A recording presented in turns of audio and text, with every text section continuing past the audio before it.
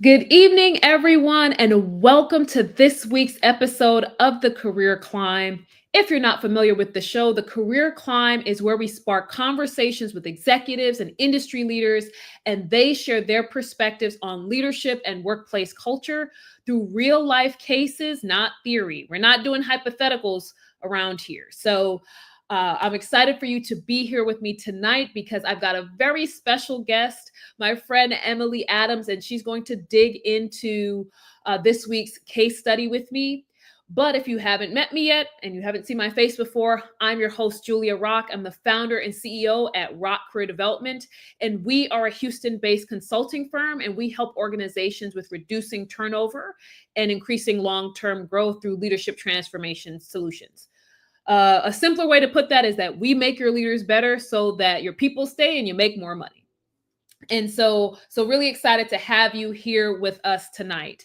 And if you want to catch up on past episodes of The Career Climb, you can connect with me right here on LinkedIn, or you can visit rockcareer.com/CC archive, and you can view our entire YouTube playlist, all the past seasons. And lastly, before I bring Emily up, I just want you to keep the conversation flowing and interactive. Please talk to us in the chat. Let us know what you're thinking. Tonight, we're talking about operations and leadership and really breaking free from bottlenecks through leadership. So ask us questions, challenge us, let us just know where you're watching from. We want to hear from you in this conversation. But now's the time. Now's the time for me to bring up tonight's special guest, Miss Emily Adams. How are you? Welcome to the show. Thank you. I am good. Thank you so much for having me. Yay. I mean, and I feel like, when we met on Threads, I just felt like it was this kind of instant kind of connection because it was both very no nonsense leadership conversations where it's like, let's just get into the stuff. Let's just talk about the issues and not like sugarcoat what's happening in leadership. So I always really appreciate your perspective on that. Thank you. Yeah, that is definitely my approach is the no bullshit. Like, let's just cut to it. Let's have the real conversation. Let's not sugarcoat it or make it something that it's not. Yep. Because you get quicker results that way. Absolutely. Absolutely. So for those who are listening, I want to make sure that we've seen set because I know that you're an expert. But I want you to share with the folks who are listening, just introduce yourself for the viewers. Yeah, Emily Adams, so co-founder of Transformative Leadership. And what we do is leadership and operations consulting.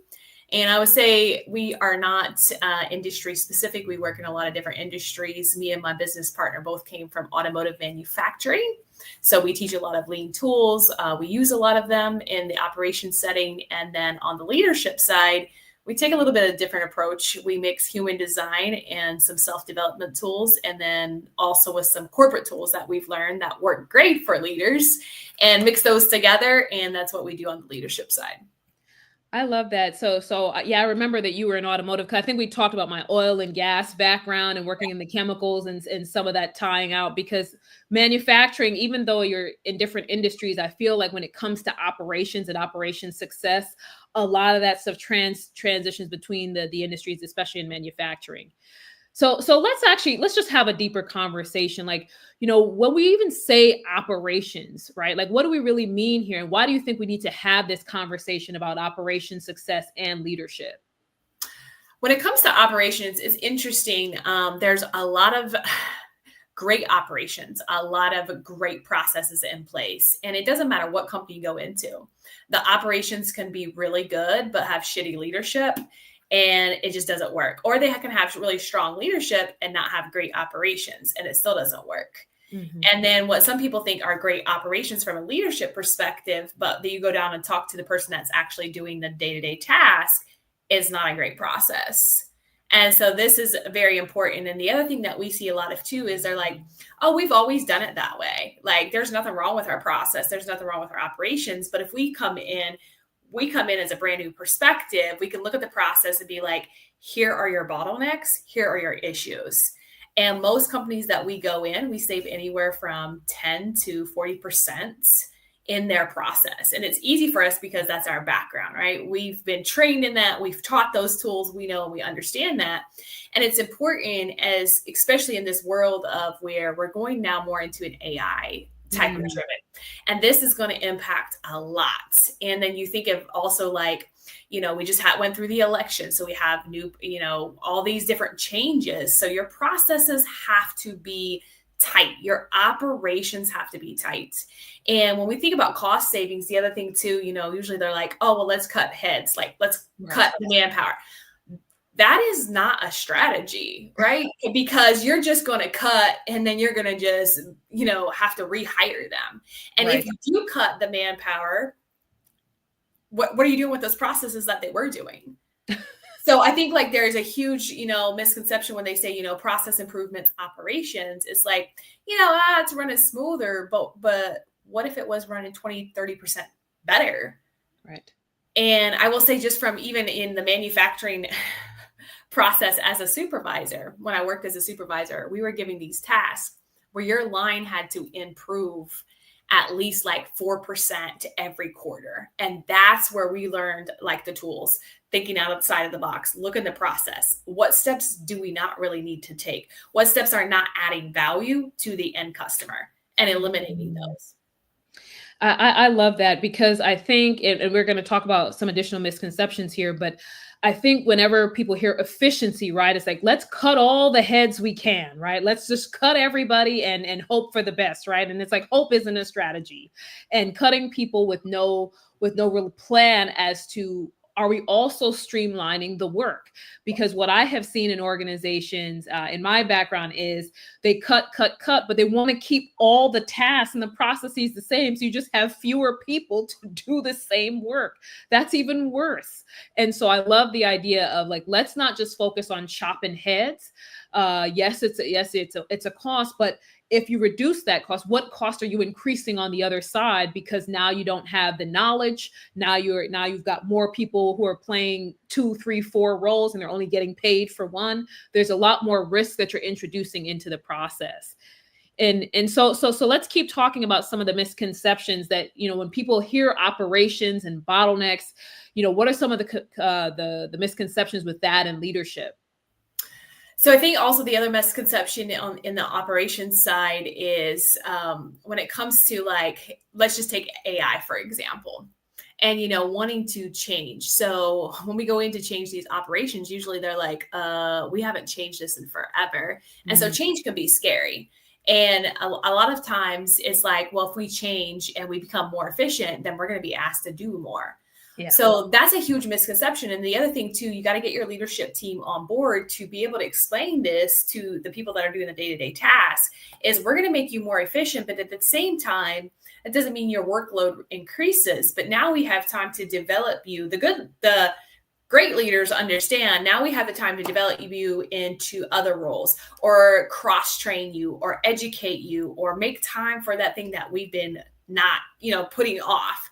So it's not like becoming more efficient to put more on you as your role, but to actually like start developing the humans that are doing the tasks. Not even, I don't even like to call them the employees, but really developing that. So I think that's also another misconception, the efficiency. And a lot of the times the cost savings, a great example is when a company goes and says, we need a cost savings from the team. What's that team going to get out of it? Like, how are you incentive giving the operations? If I'm in your operations and you're telling me do a cost savings, what's in it for me as the employee? It's going to make my day-to-day easier. Am I going to get a cut off the cost savings? All these things. And you really have to break that down, especially to those that are doing the day-to-day tasks, so they don't feel threatened either. And a lot of times leadership just thinks, oh, we're just going to roll with it. And then there's no buy-in there. I love that, thinking about from an operations perspective, for the people who are on the front lines, what are they getting out of it, right? And so, yes, the company is going to make more profit, and the shareholders are going to be happy, and all the things. But for Julia Rock, who may be on the front line, and I'm going and I'm punching in every day and I'm working on that manufacturing line, what do I get out of it? Or is my job just at risk, right? And so it's hard to say that you want to change or transform or grow your organization, and it's almost like you're leaving your employees behind, right? You're leaving the humans behind. It's like, we're going to go forward and get all these cost savings, but at what cost to the employees? And so I love the idea of, if you were able to articulate that, hey, these changes are not just for just for us to save money, but it's also to give you more capacity to do things, to learn, to try new roles, or maybe you just don't have to work as many hours. I mean, I feel like that's the other thing. It's like we don't have to fill the extra time always with stuff. We could just have a little bit of extra capacity, and maybe you could go home earlier and take your kids to practice. So I love that. So before we get into the case study, because I'm really ready for this one. Before we get into the case study, I wanted to ask you, when you think back on any of the clients that you've worked with and some of the challenges that they've had, or is there anything or any experiences that stand out when it comes to that kind of operations and leadership perspective? Anything that stands out to you? Any experiences? Oh yeah, I've got tons of experiences. So I'll use a manufacturer one since we're talking more about manufacturing. And one of the experiences here is being told like, hey, we need to do a headcount reduction. Like you got to cut, you have 1.5 million that you need to cut out of your budget. I was actually the project lead for this. And I knew if I wasn't creative in how I cut heads, I was going to lay off people that were currently in the company. And so I was like, how can I do this and really think outside the box and not impact anyone that's working there? Because the last thing I want to do is be part of a massive layoff for them. Granted, this headcount reduction could have been saved in other aspects like delivery or quality or something else, but that was the direction that the leadership team choose to go.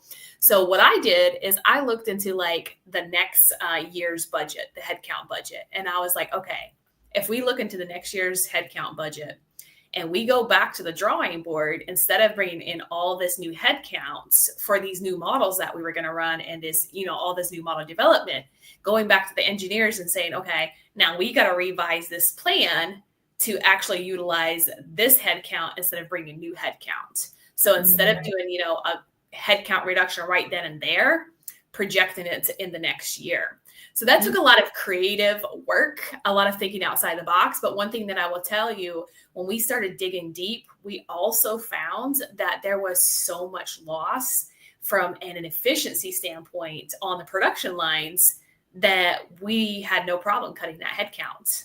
And it didn't affect the current headcount that was running. So no one was laid off. However, we just weren't going to bring in all those additional heads for the new model. So with that, I would say when you are tasked with something in operations like that, that's where those tools of the root cause analysis, gap analysis, those tools come really in handy for you to look outside the box and be able to say, okay, yeah, we cut 1.5 million, didn't affect any current, knowing everybody had a job at that time, because everyone was kind of on pins and needles, what's going to happen. So knowing that and seeing that experience really helps me kind of tune into there's always a way. There's always a way of cutting cost. And then also it was great to see that it opened up the eyes of the leadership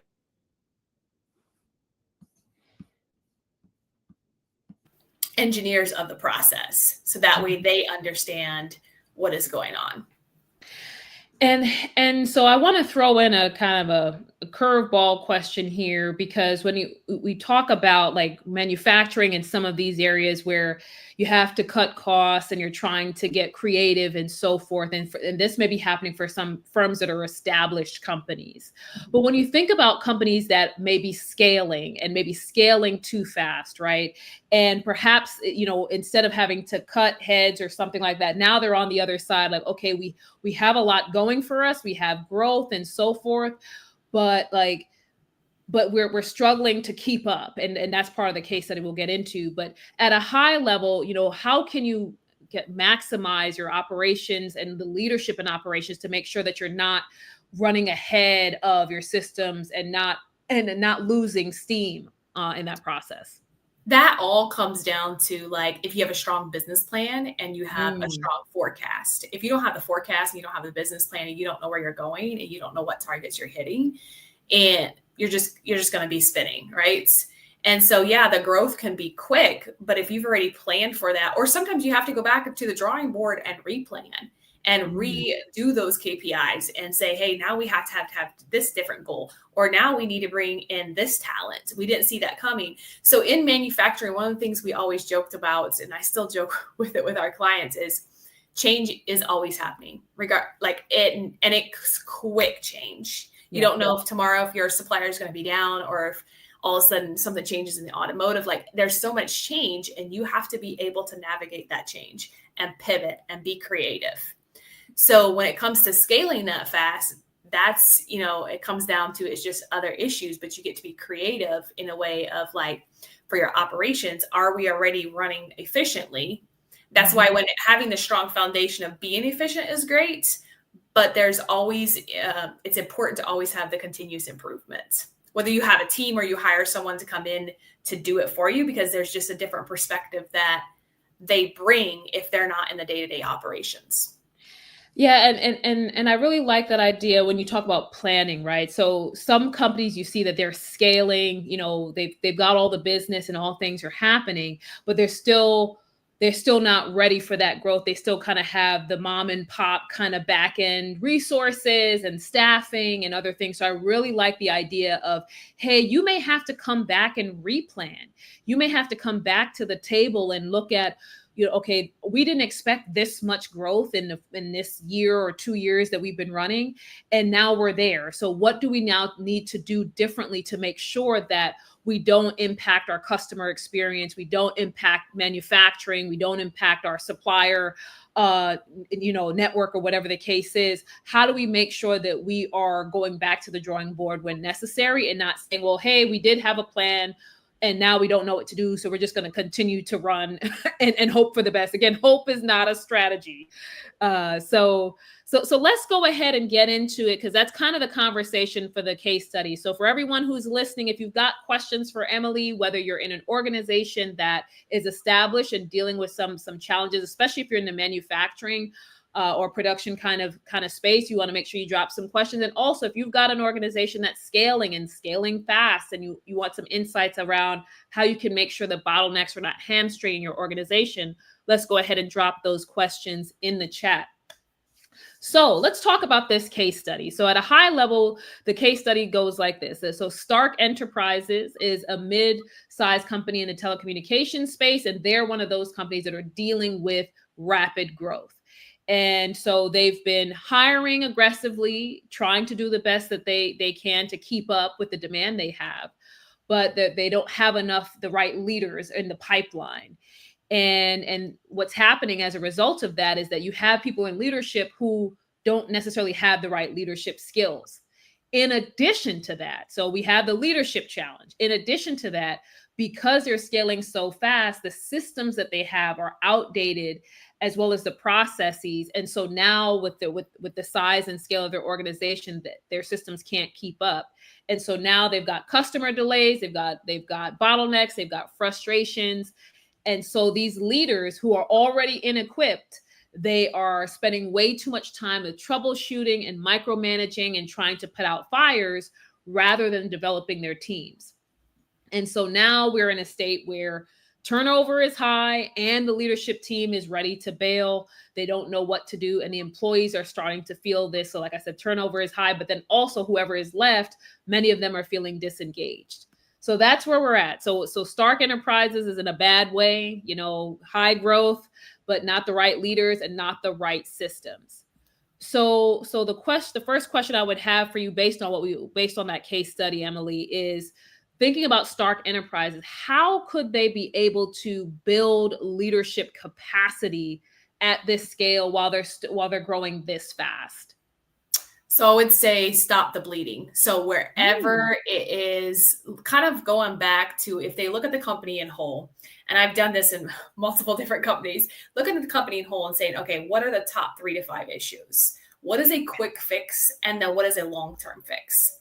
And then that's where it comes down to having projects, like kicking off those projects. Meanwhile, to develop their leaders, bring someone in either as a fractional role or someone that can actually work with their leaders one-on-one to develop the skill set that they actually need. Because the leadership development, having that strong foundation, should be priority. A lot of times they'll look at like, oh, let's get operations down, then we'll worry about developing our leaders. And that's a double-edged sword. And the reason being is your leaders are on the floor every single day. And if you have leaders out there that are not equipped to navigate change or handle change, they're going to burn out. They're not going to treat the employees well. And more than likely, they're just going to leave the company. So it kind of goes back. Both of them are very, very important. And so if I was walking into that company, I would look at like, okay, where's the top 3 to 5 issues that need to be fixed like immediately, and then getting teams working on that. And that can also mean maybe you have to hire extra support during that time to get those projects so it doesn't feel like it's a fire and it's so, reactive instead of proactive. And then going back it's kind of going back to that planning and that strategy of like, okay, we know when the first 60 days, this needs to be knocked out. The next is this project. And then the next is this. And then long-term, now we need to plan for the next phase of growth. Now we need to be able to, what's the long-term? We can't just focus on this, but you also have to build a long-term plan to make sure that you get all of it encompassed. It can't just be like this, 1-year plan. So I say that's the biggest thing. And then just from a leadership, like I can't stress enough is the leadership team, developing them, because that's going to be huge. You have leaders out there that affect production in any way, in every way.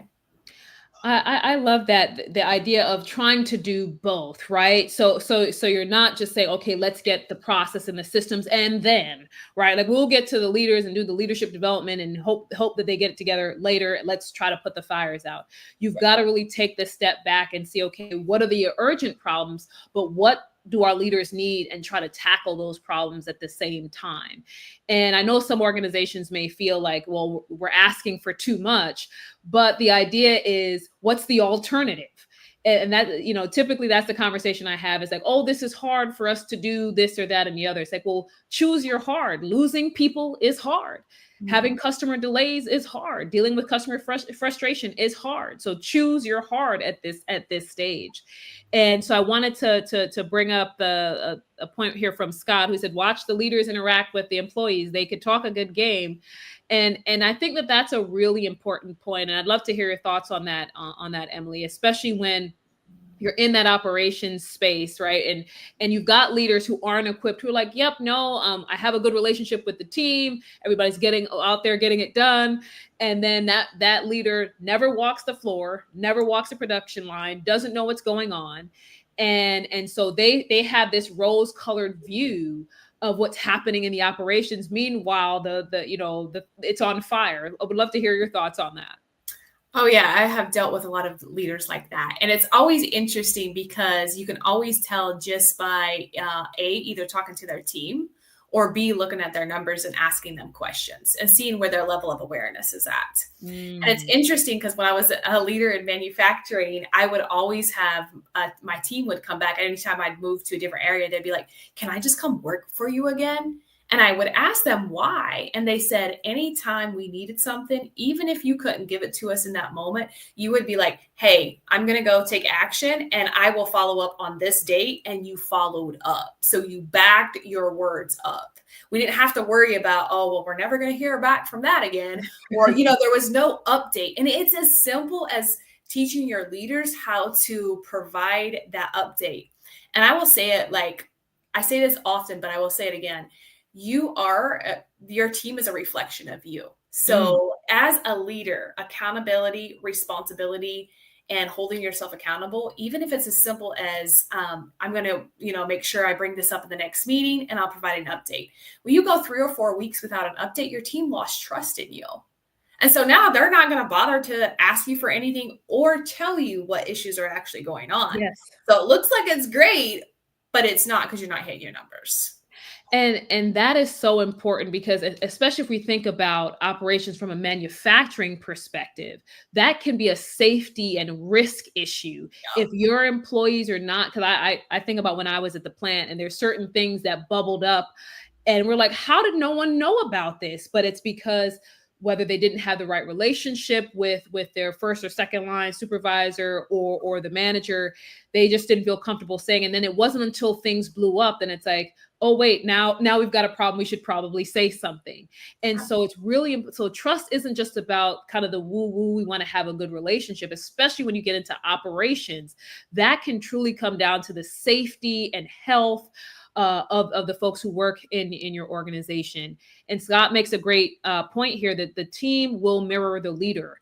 And so how you show up as a leader, how you show up, if you're vulnerable, if you're trustworthy, if you're honest with them, if you're committed to them, they'll be committed to you, but you've got to show up in the right way. So let's keep rolling here, because part of the problem with Stark Industries in this case study is that they've got the leadership problem, but then they've got these outdated systems. So what would you say are some signs that perhaps legacy systems could be actually hindering the leadership effectiveness? So we know it's hitting the operations, but even from a leadership effectiveness standpoint, how could legacy systems be standing in the way of that? Well, even just being able to run reports. You're thinking about your daily reports. So that's one thing. If you can't pull reports, or if you can't understand what's actually going on, that's one. And then the other thing too is like those old systems, are you spending hours? So the time that you spend, and also some of the old systems that just don't work anymore. And then I would also say like they're also very great at putting systems and processes in place, but not explaining why they're there. So that system could have been there for 20 years. Well, we've always ran that report. Okay, so what's that report for? What's it getting you? Why? No one has the answer. Yeah. So when you have those processes in place, like what's the point for it? So challenging those systems and asking, do we really need that? And can we find something that's more efficient? Can we find something that's more up to date? And a lot of people are like, oh, this system change will take a long time, so we don't want to update it. Well, do you want to continue to pay your leaders who, may be sitting there making $100,000 to $200,000 a year to run this old system? Because that's a cost too. Yeah. So it kind of goes back to challenging that and asking, just because it's always worked, there's always a more efficient way. And I love that idea. So the legacy systems could actually open up an opportunity for those leaders to challenge things, right? If you can't run your reports, if you can't get this process done, this may be a good time to say, hey, we've been doing this and honestly, it's not working right now. So let's really understand what's the value add of this. Yeah. Because if we can't articulate it in a sentence or two, it's likely that no one understands why we're doing it anyway. And, I think back to my career in finance, and I would always ask the question, what breaks if we don't do this? And I would ask, go around, go upstream, downstream, whatever the case is, and try to figure out, what happens if we don't do this? And then at a certain point, I'm like, okay, if no one knows what breaks if we don't do this, we're just going to not do it.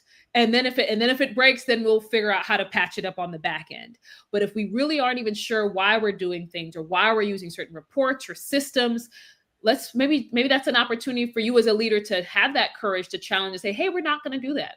And we'll circle back if we need to. So I love that. And so we touched on this a little bit, but how do you actually balance investing in leadership development and operational efficiency at the same time? We talked about the fact that that's necessary and we should, but there's an organization that's watching right now who may be in the same situation that Stark Enterprises is in. And they're like, hey, Emily, we want to do all the things, but we can't afford it. We just don't have the bandwidth, even from a leadership standpoint or a company standpoint, to do both.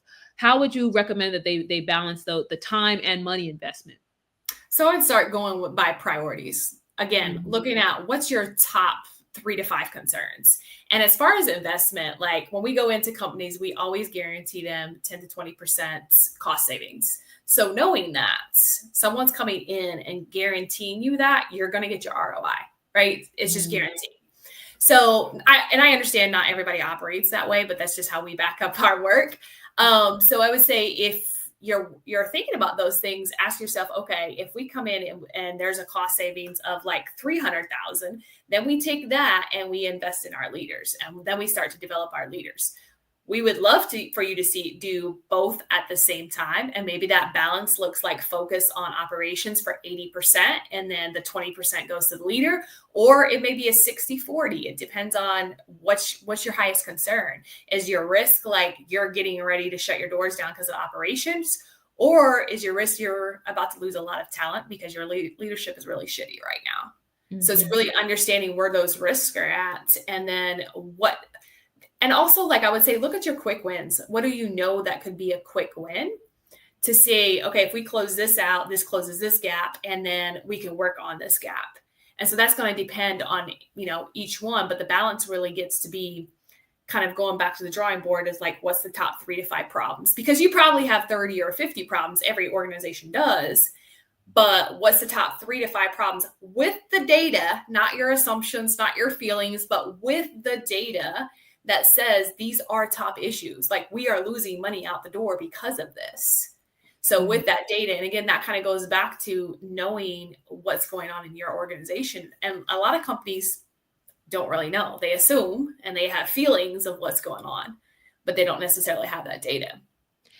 That I love that. Again, I'm a finance geek, as you know, and so the idea of having the data behind, right? When it comes to whether investing in leadership development or operational efficiency, both, whatever, you need to have the data to understand what is our actual problem and what are we actually trying to solve, versus just having the feelings like, oh, everyone's leaving, right? The sky is falling, Chicken Little, right?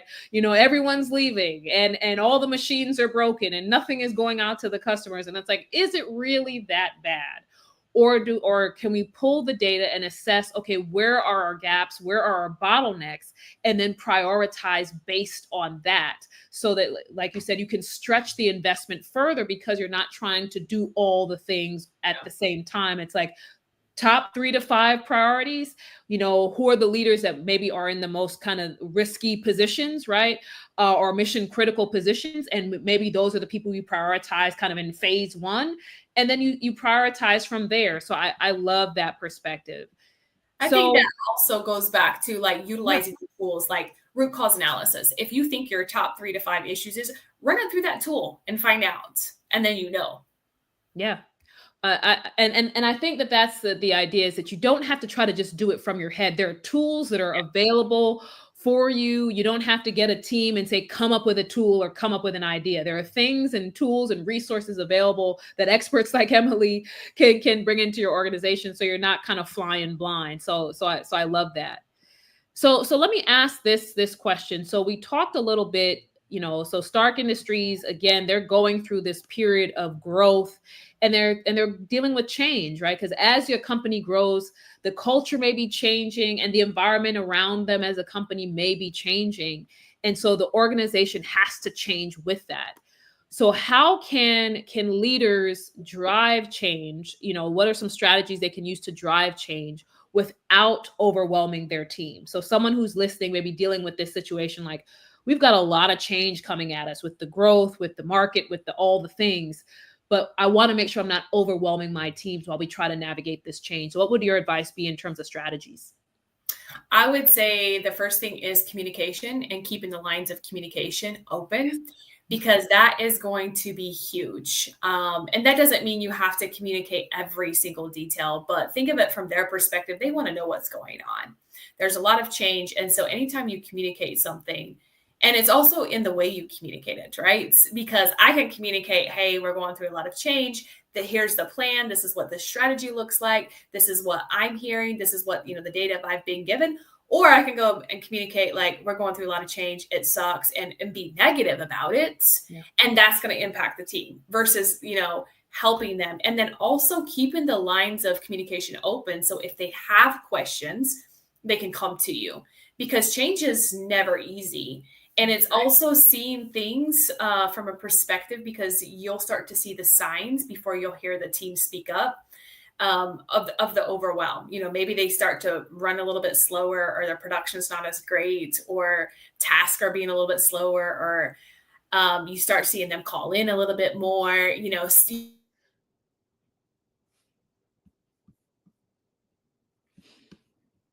also understanding how they like to be supported through that change. what can support them through this change. Some of them may need security. Some of them may need a little bit of direction. Some of them will navigate it fine. They don't care. They just roll it with it, right? So every single person on your team is going to handle that change a little bit different. It's not a one size fits all.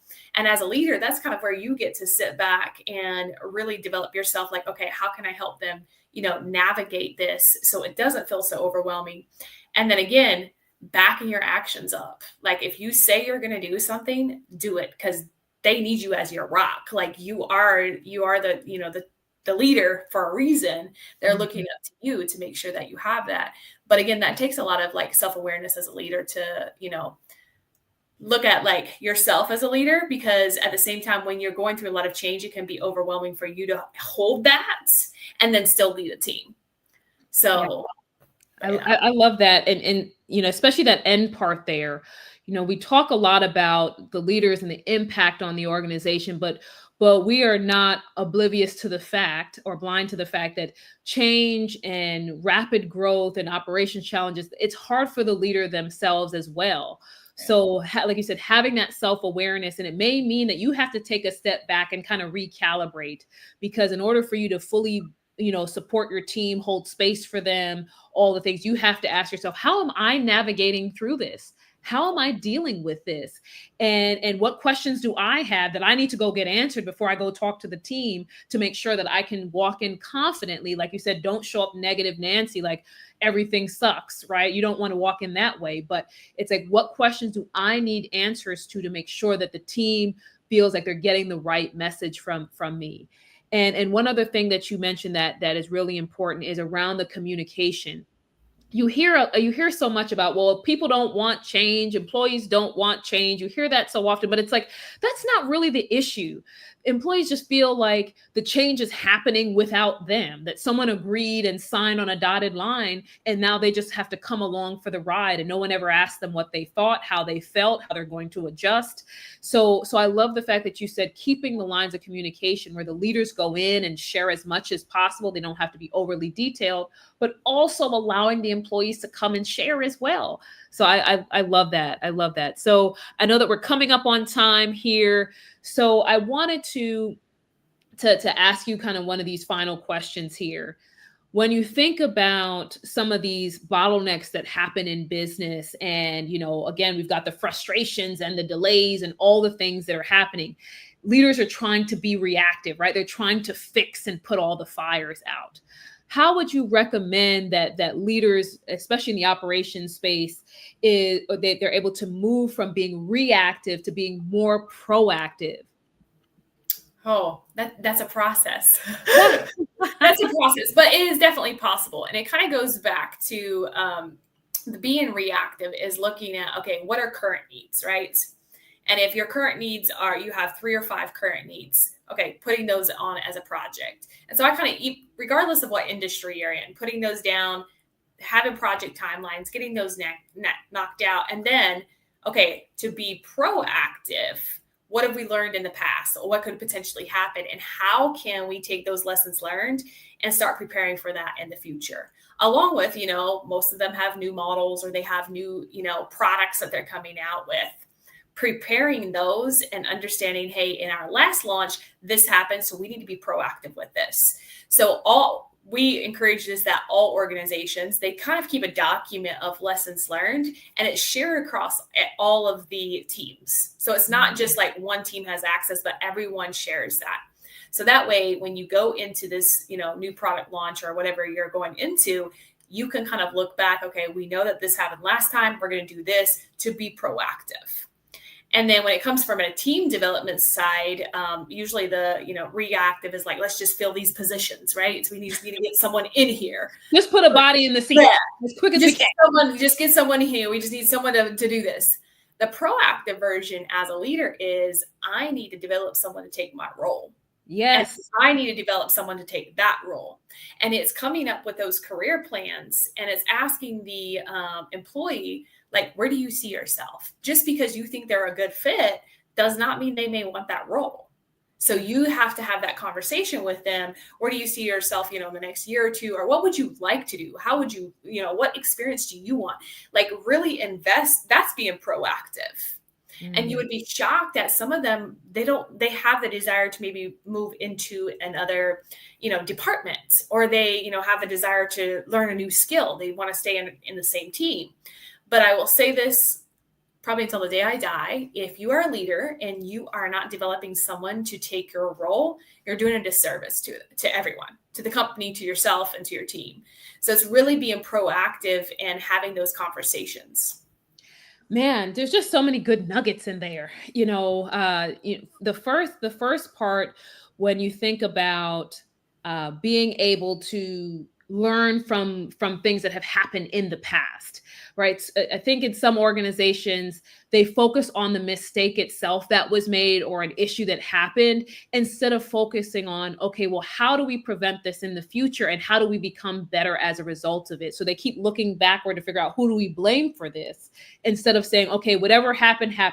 That's unfortunate. Now how do we move forward and kind of get out in front of that for the future so that we can be better as an organization? So I love the idea of having those lessons learned as a resource. So it's like, hey, we're all sharing what we've all done, what we've learned, so that we as an entire organization can be more successful. I love that kind of spin on kind of mistakes or errors, and really having them as a lessons learned focus. And And that then that also is super easy if you do root cause analysis. You take all your root cause analysis, stick them in a document, and you've already, like, there you go, right? And then you can just search. Work smarter, not harder, folks. You heard it here from Emily. Work smarter, not harder. And the other thing about putting the right people in jobs, and I think that that's just a fundamental issue that we've had with leadership, right? That we promote people to leadership roles and they may not even want the job. So even outside of whether or not they have the skills, that's a different issue. But there may just be people who don't even want to be in leadership roles, but they got promoted because someone said, hey, you'll be great for that, Emily. Go do that. And you're just like, no, I don't want to. Right. And so, but you're in the role. And so you struggle because it's not a fit for who you are and what you visualize for your career. So I love the idea of getting your career plan, having the conversation, and making sure that you and your leadership team are on the same page about, what roles you're going to go into next, and then really having that succession planning within the organization. So I love that. So as we wrap this up, we've gotten a lot of insight. So folks, if you have not asked Emily any questions, now's the time. We're starting to get into the wrap up. Thank you, Scott and Aria and Monet, for being active in the chat. If you have questions, please drop them now. But as we wrap up here, Emily, are there any things that you want to share? You shared so much with us about whether it's root cause analysis, opening up the lines of communication, focusing on the top priorities and not trying to cure cancer overnight. What would you say are kind of maybe any sort of final thoughts for those who are struggling with the operations and leadership? My final thoughts would be, it's easier than you think. So not to get overwhelmed, but there are so many different ways that you can start to make changes. And whether, you think, oh, I'm just a manager, you can still make changes. You can still provide a great work environment. You can still continue to do improvements for your team. And it can be, and we have so many tools, like there's so many tools out there to take and implement. Even if your organization is like, yeah, we're not really implement that, you can still implement it. So it really is easy. It doesn't have to be overcomplicated or complex. And also, just from a leadership aspect, I would say leadership is not an easy job. It is not an easy title. It is not an easy role. And continuing to develop yourself as a leader, even if it's just 1% better than you were yesterday. I love that. I love that. I tell people all the time, leadership is not complicated. It's just hard. So, and those two things are not one and the same. So I love that was kind of your thing. Like, hey, it's not an easy thing, but it is doable. So I want to say thank you, Emily. Thank you for all of the insights and everything shared. If you are in your organization are looking for someone to help you optimize your operations and get those real life cost savings, 10 to 20% is what they're guaranteeing. You want to make sure that you spend some time with Emily, follow up with her after this call or after this session. And, we'll be back next week. same time, same place. And, if you have questions for me that you haven't gotten answered, please feel free to comment on this or send me a DM here on LinkedIn. Thank you again, Emily, for your time and your wisdom. And everyone, I hope that you have a fantastic evening.